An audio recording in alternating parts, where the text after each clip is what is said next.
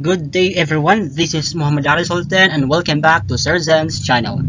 Okay, let us solve some mathematics problem about indirect proportion, motion problem, number 16. At 70 km per hour, Carl can reach home within 15 minutes. At what rate should he drive so that he can reach home 15 minutes earlier?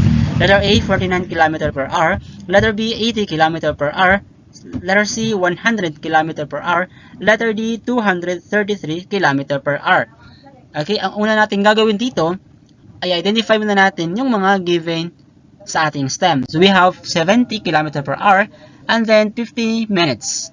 And also another kilometer per hour pero hindi pa natin alam or yung hinahanap natin. And also meron din tayo dito another 15 minutes earlier. Okay? So, unang gagawin natin is alamin muna natin itong 15 minutes earlier. Ilan nga ba yan? So, kapag sinabi natin ditong 15 minutes earlier, tapos may nauna nang nabanggit na minutes, isubtract lang natin yan siya doon sa nauna. Okay? So, 15 minus 15, that is equal to 15. So, para mas maging maayos yung katanungan, or para mas maging malinaw, rather, yung katanungan natin, at what rate should he drive so that he can reach home within 35 minutes? Okay? Malinaw na, no? Within 35 minutes. So, hinahanap natin is yung nandito na hindi pa natin alam kung ilan nga ba or ilan nga ba ang rate niya or yung speed or velocity niya.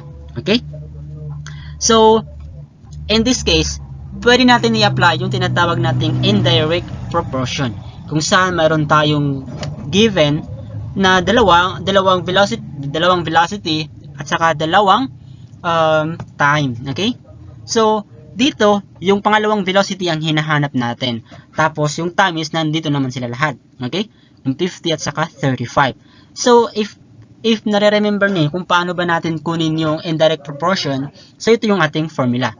So, V sub 1 multiplied by T sub 1 is equal to V sub 2 multiplied by T sub 2. Okay? Ito yung V, yan yung tinatawag natin na velocity or yung rate. Tapos yung T, yan yung time. Okay? So, i-substitute lang natin yung mga given value natin. Yung 70, yan yung velocity 1. Yung 50 minutes, yan yung time 1. Okay? Time sub 1. Velocity 2, hindi pa natin alam. Yung time 2, yan yung gisold natin kanina na 15 minutes earlier or 35 minutes. Okay? So, just multiply that. 70 multiplied by 50, that is equal to 3,500.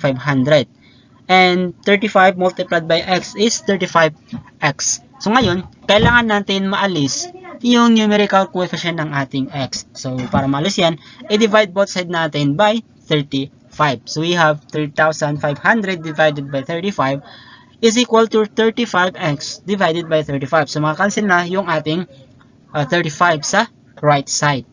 So, kapag i-divide natin yung 3,500 by 35, that is equal to 100.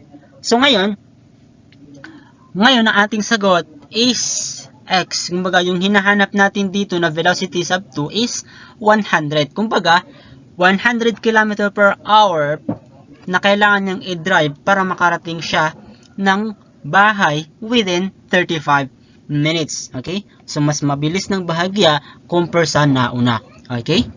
So, our answer is letter C. And that's all. Follow for more.